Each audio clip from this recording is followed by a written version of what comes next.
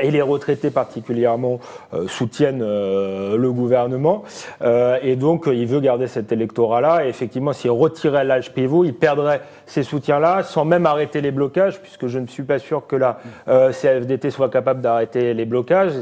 Sa base n'est pas forcément en accord avec Laurent Berger et surtout la CGT continuerait à bloquer. Donc effectivement, sa stratégie est sans doute la bonne pour avoir une victoire qui est symbolique, purement symbolique, parce qu'effectivement, il n'y a pas grand-chose dans cette réforme des retraites.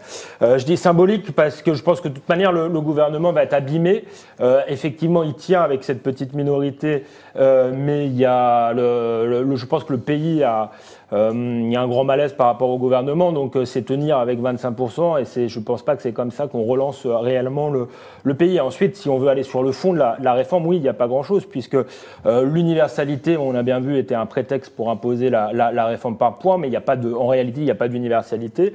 Les professions qui sont susceptibles de bloquer ont toujours leurs régimes spéciaux. Les cheminots en premier lieu, 85% ne sont pas concernés par la réforme, ça ne touchera que ceux qui sont nés après 1975. Donc on voit bien que de ce point de vue-là, le compte n'y est pas. En réalité, pour cette réforme, on pouvait jouer sur différents paramètres, augmenter les cotisations, augmenter le départ de l'âge à la retraite ou baisser les pensions. Je crois que là, c'est un peu la triple peine, puisque les professions libérales, sans doute, vont voir leur cotisation flamber.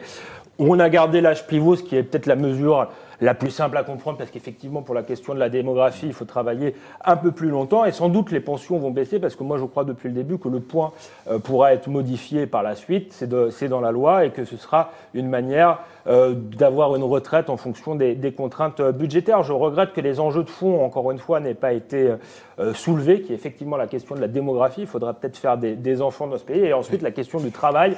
Oui, mais une politique qui incite ces dernières années. Pas de faire des enfants forcément. Ces dernières années, la politique familiale n'encourage pas les gens à faire des enfants. Et ensuite, le travail, qui est quand même un problème dans ce pays, faire une réelle politique de croissance.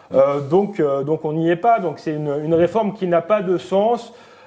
Si ce n'est d'avoir une victoire symbolique, effectivement, pour les retraités qui ont besoin d'être assurés, qui veulent finir leur vie sans grand chambardement, mais je ne crois pas qu'on gouverne un pays pour l'avenir en se focalisant uniquement sur les retraités. Mathilde Broquet, quand vous entendez les responsables des syndicats dits réformistes proposer d'augmenter plutôt les cotisations ou de se servir des réserves, ça vous inquiète ou ça vous paraît un compromis raisonnable ? Moi, je pense que, sur le sujet de la réforme des retraites,